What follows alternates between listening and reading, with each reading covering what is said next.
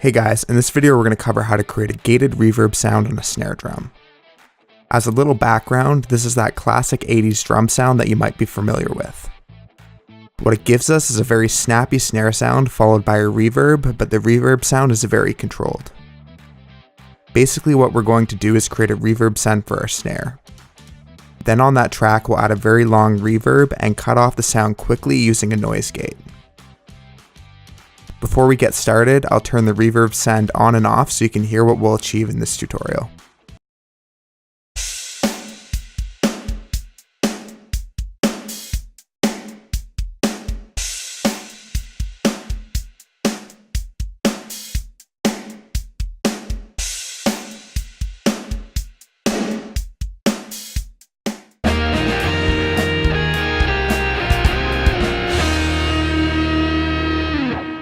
Alright, so for this tutorial we'll be using Reaper as our digital audio workstation, but you can do this in any digital audio workstation as long as you have access to a noise gate that can be controlled through a sidechain.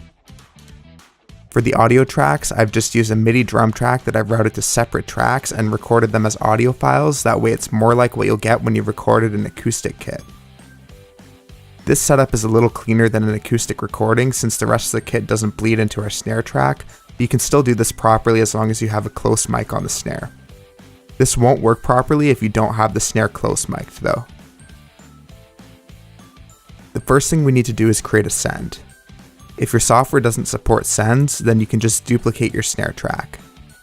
We'll create a new track and name it Reverb. On that track, we go to signal routing and set the track to 4 track channels. This will allow us to set up sidechain gating.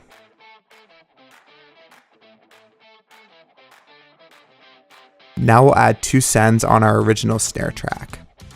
They'll both be going to the reverb send. One will be used to create the reverb itself and the other will be used to control the gate. We set the first send to the 1-2 stereo pair and the second to the 3-4 stereo pair.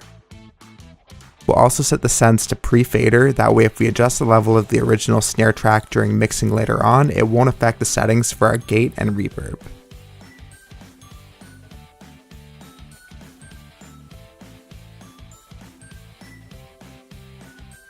After the sends are set up, we should have a signal from the snare going to our reverb track and the original dry sound continues to play on the original track. Next we can work on actually creating a gated reverb sound. To do this, all you need is a reverb plugin and a noise gate. I'm using a Focusrite Scarlett reverb plugin since it sounds a little bit better with this than the built-in plugins, but you can really use any reverb you want as long as it's a fairly long reverb. I'm also just using the default noise gate for Reaper. Let's solo the reverb track so we can hear what we're doing. First, with this reverb, I'll adjust the settings. This will affect the sound a lot, but you can experiment with this and come back later to adjust it.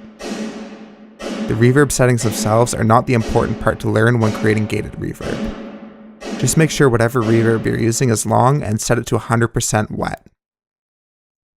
As you can hear, this sounds completely out of control and it will mess up our sound. What we need to do next is set up the gate so it can clamp down on those long reverb tails and clean them up.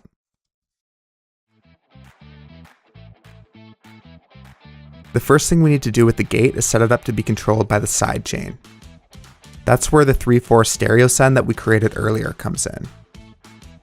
Here we have detector input, which is basically just the signal that is controlling when the gate is activated.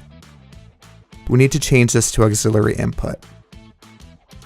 This step can change depending on your software, but it's really important to do this properly. This way the gate is controlled by the dry snare signal. If we don't do this, the gate will be activated by the wet reverb sound. This can create a lot of problems when adjusting the gate. If we set it up this way, the first thing is that the timing will be off. The reverb sound is based on reflections, so it always spikes slightly later than the dry signal. Setting our gate around that signal will cause it to come on too late, even with a short attack, and this can cause it to sound like a double beat. Another problem can be caused by there not being as sharp as spikes in the volume with the reverb. Then the reverb may or may not turn on every time, and sometimes it will turn on when you don't want it to. Luckily, setting it up to be controlled by the dry snare sound will completely eliminate these issues. To adjust the gate, the first thing we have to do is set the threshold. Put the track on loop, then bring the threshold up to 0. This will keep the noise gate activated all the time and no sound will go through. Then slowly lower the threshold to the point where the noise gate deactivates for every note, but doesn't deactivate for other sounds, like if you have other drums bleeding through. This is completely dependent on the level for your recording, so we can't say what a good starting point is. Now we'll solo the reverb track so that we can just hear the gated reverb without the dry signal. This will make it a little easier to hear the difference these next controls make without any interference. First is the attack. This controls how quickly the gate deactivates and we hear the reverb after the snare hit. The gate doesn't release immediately unless there's a very short attack time. Having it a little longer can create a bit of a swell sound to it.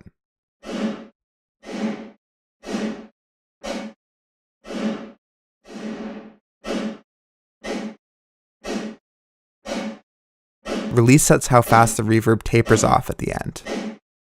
I usually leave this at around 400 milliseconds. Below that at 300, it cuts off too sharply. Too long and the reverb sound starts to get messy. The goal with this is to create a smooth fade out that sounds fairly natural while keeping it short and in control.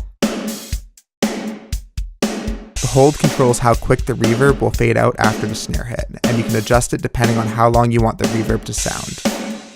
A good starting point is usually between 100 and 150 milliseconds.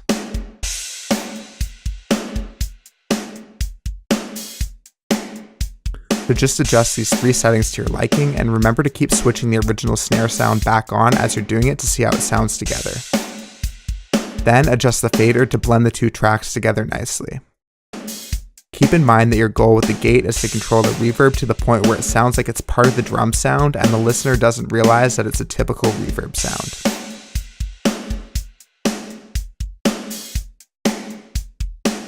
At the end, you might want to go back and make a few tweaks to how the first reverb plugin sounds, and that can improve the sound.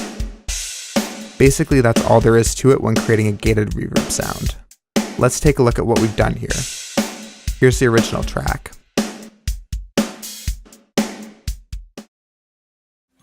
Thanks for checking out this video on gated reverb. If you found it helpful, don't forget to give it a like and subscribe to the channel. You can also check out our social media links in the video description below to keep up to date on all our new content.